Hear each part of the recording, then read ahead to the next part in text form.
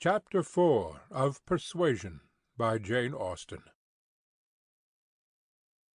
He was not Mr. Wentworth, the former curate of Monkford, however suspicious appearances may be, but a Captain Fredrick Wentworth, his brother, who, being made commander in consequence of the action of Santo Domingo, and not immediately employed, had come into Somersetshire in the summer of 1806, and having no parent living, found a home for half a year at Monkford.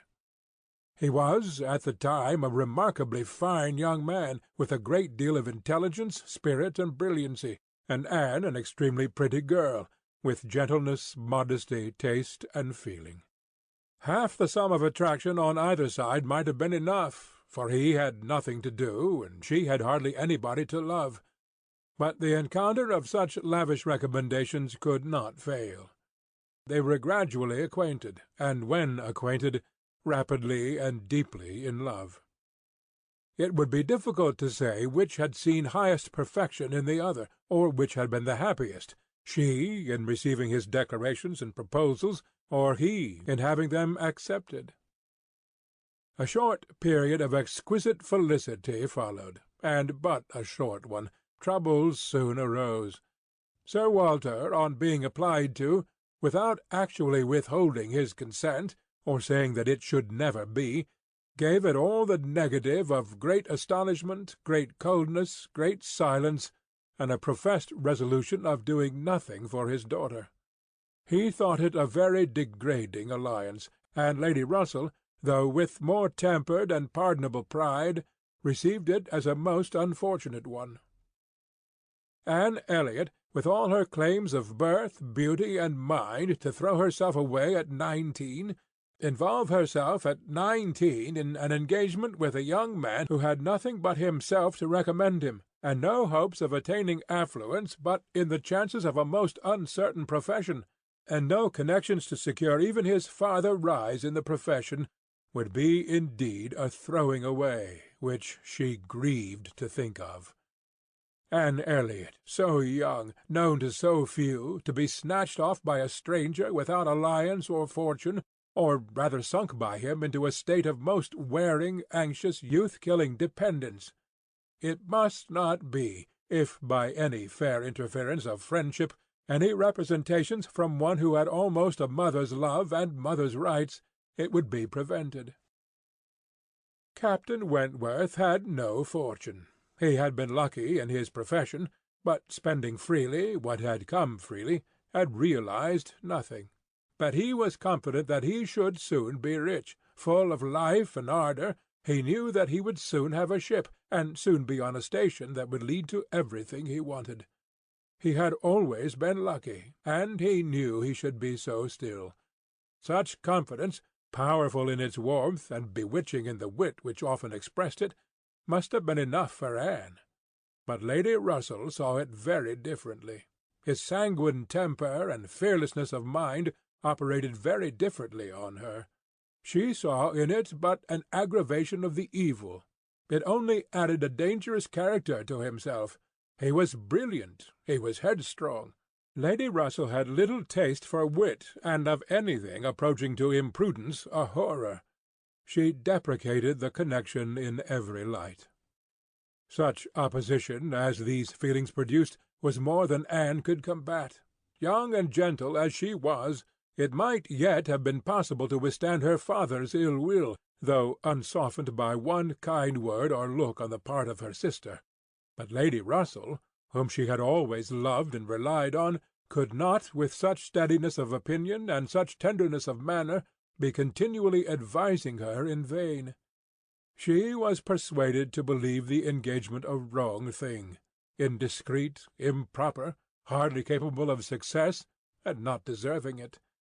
But it was not a merely selfish caution under which she acted in putting an end to it. Had she not imagined herself consulting his good even more than her own, she could hardly have given him up. The belief of being prudent and self-denying, principally for his advantage, was her chief consolation, under the misery of a parting, a final parting. And every consolation was required.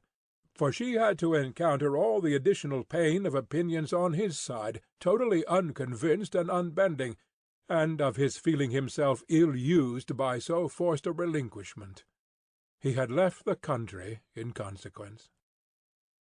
A few months had seen the beginning and the end of their acquaintance, but not with a few months ended Anne's share of suffering from it. Her attachment and regrets had for a long time clouded every enjoyment of youth, and an early loss of bloom and spirits had been their lasting effect.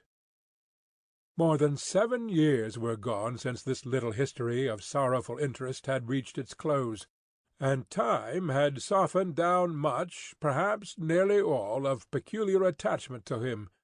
But she had been too dependent on time alone.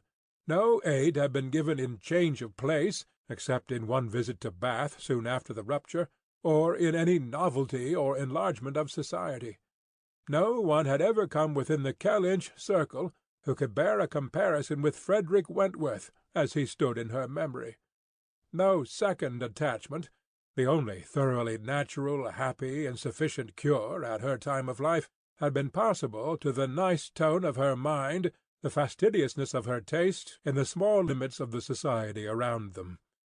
She had been solicited, when about 22, to change her name by a young man who had not long afterwards found a more willing mind in her younger sister, and Lady Russell had lamented her refusal, for Charles Musgrove was the eldest son of a man whose landed property and general importance were second in that country only to Sir Walter's, and of good character and appearance.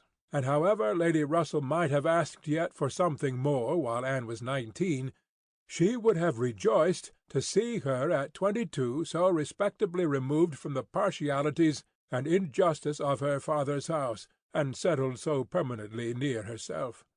But in this case Anne had left nothing for advice to do, and though Lady Russell, as satisfied as ever with her own discretion, never wished the past undone, she began now to have the anxiety which borders on hopelessness for Anne's being tempted, by some man of talents and independence, to enter a state for which she held her to be peculiarly fitted by her warm affections and domestic habits.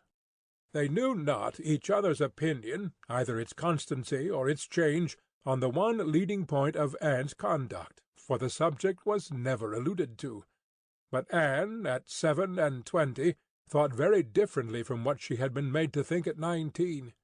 She did not blame Lady Russell, nor did she blame herself for having been guided by her. But she felt that were any young person in similar circumstances to apply to her for counsel, they would never receive any of such certain immediate wretchedness, such uncertain future good.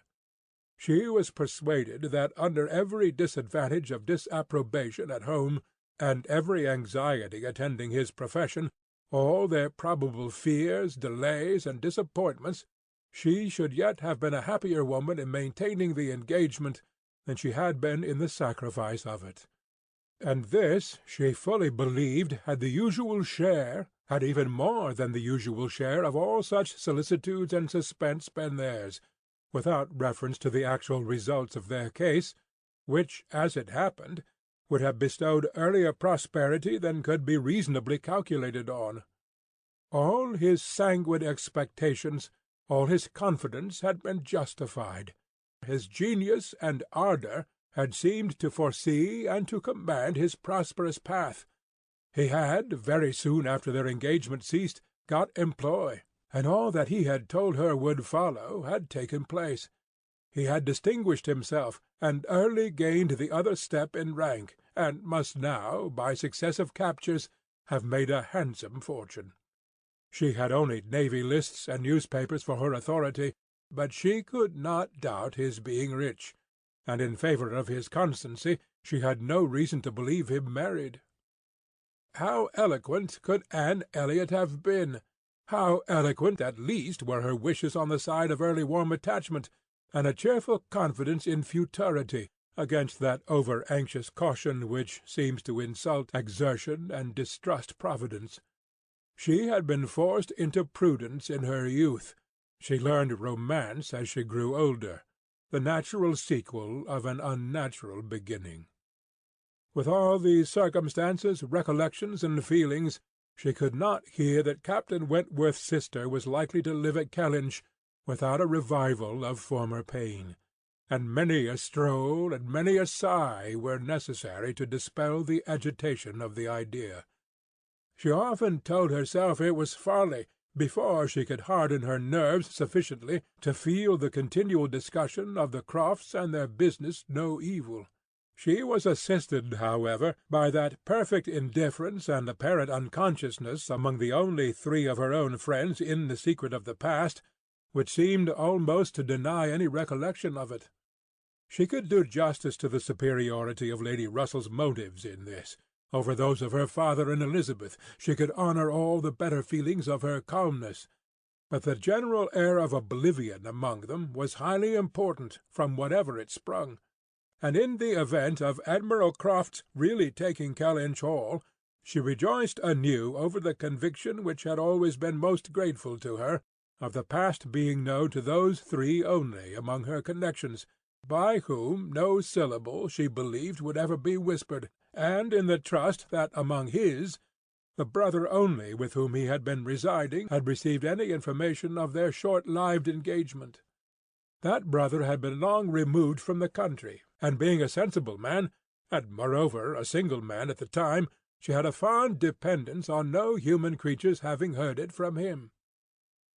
The sister, Mrs. Croft, had been out of England, accompanying her husband on a foreign station, and her own sister, Mary, had been at school while it occurred, and never admitted by the pride of some and the delicacy of others to the smallest knowledge of it afterwards.